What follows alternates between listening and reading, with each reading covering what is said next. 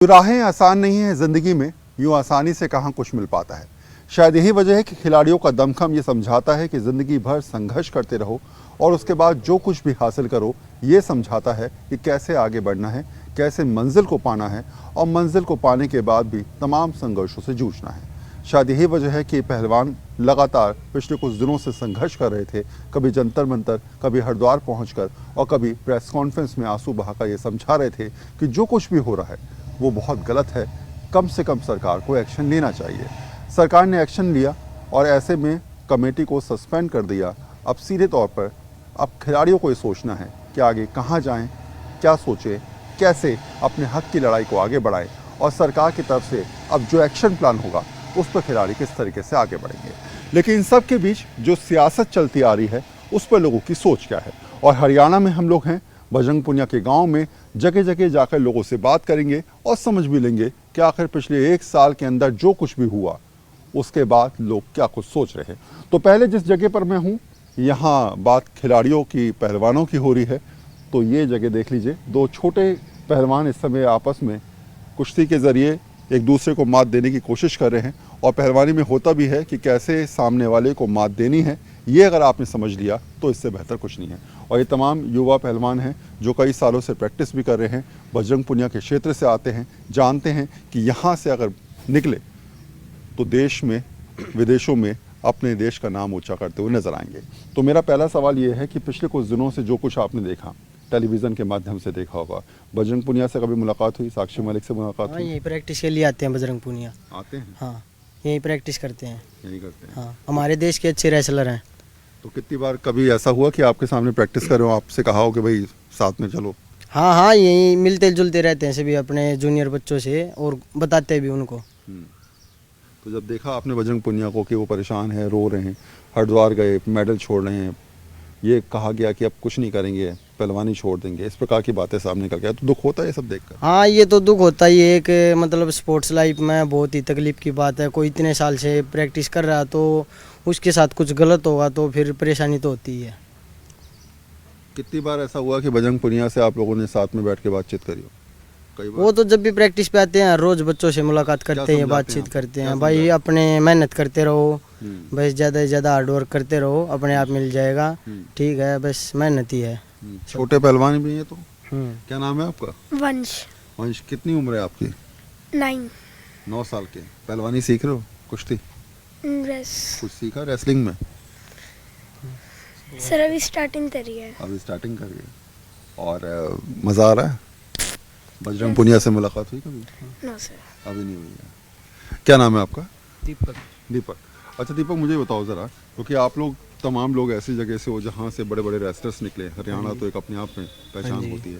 आप जब कोशिश करते हैं अपनी तरफ से कि हम भी उनकी तरह बने, और जब ये ऐसे हालात देखते हैं, उनकी परिस्थितियाँ देखते हैं, रोते हुए देखते हैं टीवी पर, घसीटा जाता है, वो देखते हैं, तो लगता है कि ये तो वो लोग हैं जिन्होंने देश के लिए ओलंपिक लिया, ये लिया।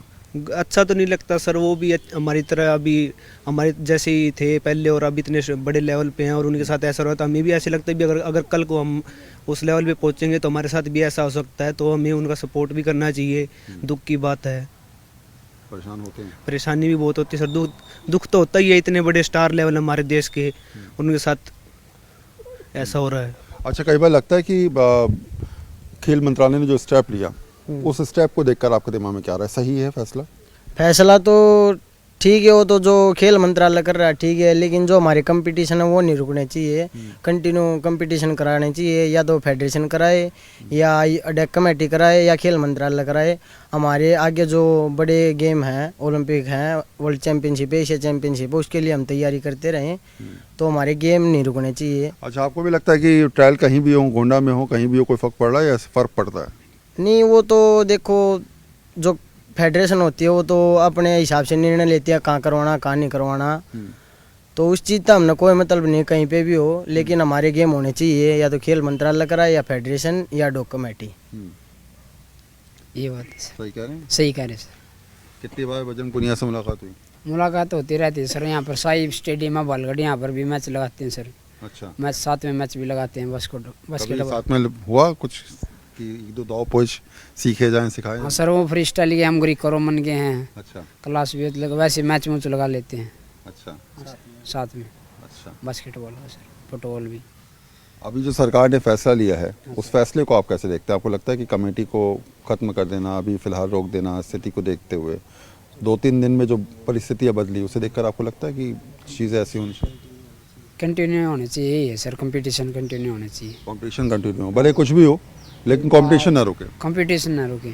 अच्छा हाँ, कोई करवाए इसमें, या साई करवाए या WFI करवाए या कोई भी करवाए इसमें, लेकिन कॉम्पिटिशन। कंपटीशन लगातार होना चाहिए। क्या नाम है आपका? अक्षय सर। कहाँ से हैं अक्षय? मैं कासंडे गाँव से। कितना दूर है यहाँ से लगभग? 20-25 किलोमीटर सर। तो घर परिवार में कभी कोई रेसलर है? नहीं, कोई नहीं है। मैं तो आपने कैसे सोचा कि मैं पहलवानी करूँगा? मैं बचपन से ही खाड़े में जाना, फिर ऐसे ही शौक हो गया मेरा करने का। खिलाड़ियों को अपने देश के देखते थे, बड़े बड़े खिलाड़ी, और बजरंग पुनिया तो यहीं से, तो जब देखते तो लगता था इनकी तरह ही बनना है। हाँ बिल्कुल लगता था। हाँ, कितनी बार मिले आप उनसे? इधर ही आते प्रैक्टिस करने, मिलजुलते रहते सर, टेक्निक वगैरह। तो गांव में जब आप जाते होंगे तो लोग कहते होंगे पहलवान जी क्या हाल चाल है? हाँ कहते हैं सर। तो है? हाँ। कितनी मेहनत करनी पड़ती है इसमें? बहुत करनी पड़ती है मैंने तो सर। कितने घंटे आप इसमें पूरा लगाते हैं लगभग? 2-2.5 घंटे सुबह, 2-2.5 घंटे शाम को सर। 2-2.5 घंटे। हाँ। अच्छा, मुझे एक बात ज़रा बताओ, फेडरेशन की आप सब लोग कह रहे हैं कि भाई हमें मतलब इस बात से नहीं है कि राजनीति चले अलग चले, कोई मतलब नहीं है। आपका कहना है कि ट्रायल्स होते रहें, कंपटीशन होते रहें, जिससे आप लोगों को मौका मिलता रहे। हाँ, आप मौका यही मिलता कहना रहे, चाहते हैं? हमारे को नुकसान ना हो।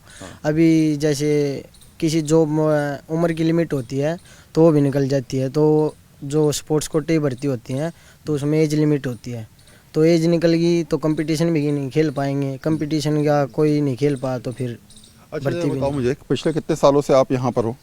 यहाँ पे हमको हो गए 6-7 साल हो गए। और पिछले 1 साल में जो जितना कुछ भी हुआ है, क्या इन सब चीज़ों की वजह से कंपटीशन इफेक्ट हुए हैं? क्या ट्रायल बेस कम हुए हैं इन सब चीज़ों से या नहीं हुए?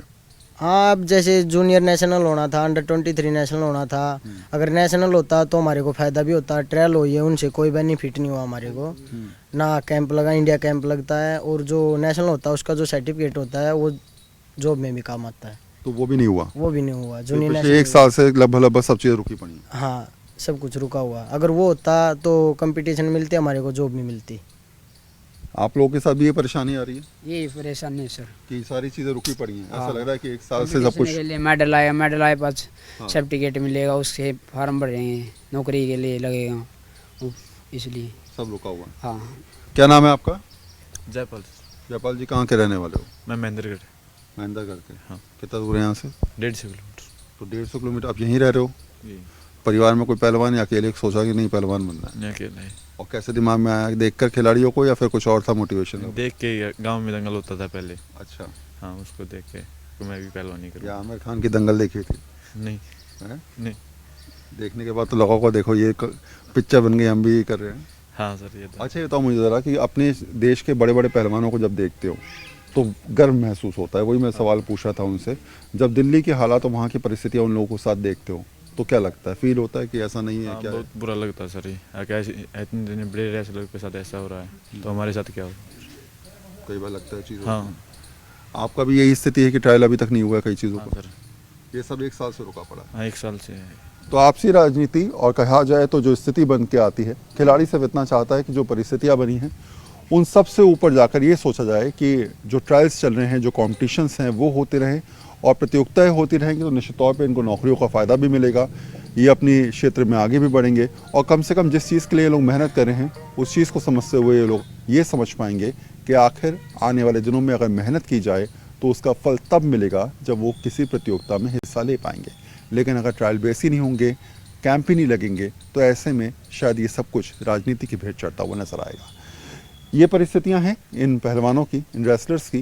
कहीं किसी गांव में भी चलते हैं, वहाँ भी समझ लेते हैं कि आखिर जो कुछ भी हो रहा है खिलाड़ियों के साथ, पहलवानों के साथ, उस पर इस बार सियासत क्या कुछ कह रही है।